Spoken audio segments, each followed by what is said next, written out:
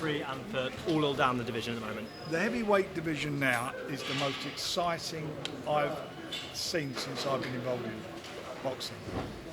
Bar none, at every level, from domestic level, titles, Europeans, right through to the world titles.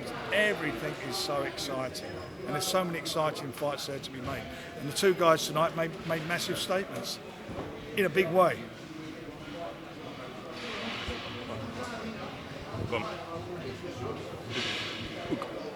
I'll go. So I'll go. Yeah, I was going to say, what is it like for you to see Denzel Bentley come back from that loss that he had only a few fights ago? He came back. He wanted to come back at the top. He didn't want to come back in a kind of warm-up fight.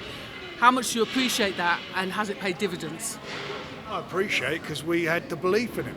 We stayed with him. We didn't say that's it. We knew that what he's capable of doing, and tonight he showed that himself, and he's now the mandatory to Janabek, who he's already fought and could have won that fight. And so he knows what he's got coming up next year. He's going to get the crack at the title, and hopefully this time he'll do the business. See Denzel come through tonight. Now he's European champion, 3-time British champion, but Brad Paul's a really tough competitor. What do you think the difference was in that fight? So a lot of people are pointing it towards the jab of Denzel. I think it was a bit of that. It's a jab and experience, and I don't think Brad for 1 minute embarrassed himself. I mean, it takes two to make a really competitive and exciting fight, and he had his moments in the fight in the middle rounds. We'll bring him back as well. We'll bring him back again. He's a nice guy. Two really nice guys in that main event. They were really, and they give everything in there. Frank, big statement made from Lawrence Okoli, who splashed onto the heavyweight scene. I spoke to Joe Gallagher and Lawrence after. They're very keen for a Joe Joyce fight. Is that a fight that you could make?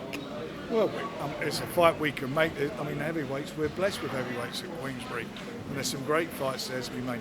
But he showed really what I felt was going to be the position, and I said it quite a few times before the fight. He didn't have to struggle to make the weight. He was comfortable. He's heavyweight. I don't know how he ever done it in the past, because the size of him, you only had to look at him, and as you said, he made a serious statement. He's a WBC silver champion. He was number 5 going into that fight. I think he'll probably push himself up to the top 3 now. Right.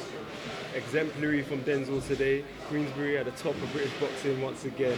As we look forward to Riyadh season, what are your early predictions for Usyk? I fancy Tyson in a big way.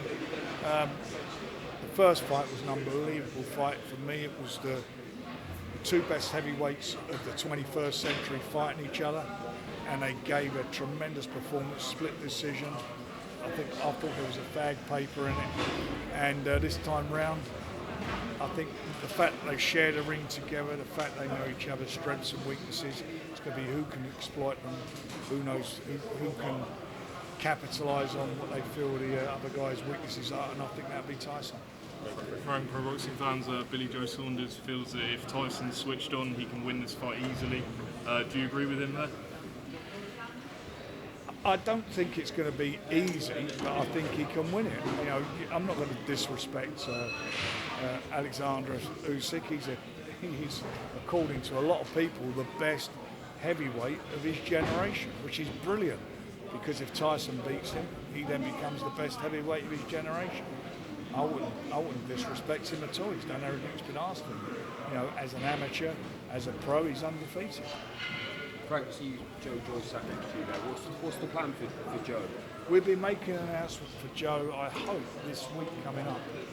I hope that's going to be the case, yeah. When can we expect that? He'll be out in the first quarter. So Frank, Sam note excellent today. There was a poster before this fight released that he was linked to fight Ivan Baranchik for the WBO world title. Do you think that could be next for Sam? I don't think it will be next fight, but that poster that was a mistake. But I have no problem making a fight for him down the road. Sam Noakes is a very, very good fighter. He was in with a guy who never been stopped in Ryan before, who comes to fight. But I think he handled the fight and was dominant throughout with a really mature performance. Worked brilliantly with one jab, a variety of punches, with some really good uppercuts. I thought he boxed excellently.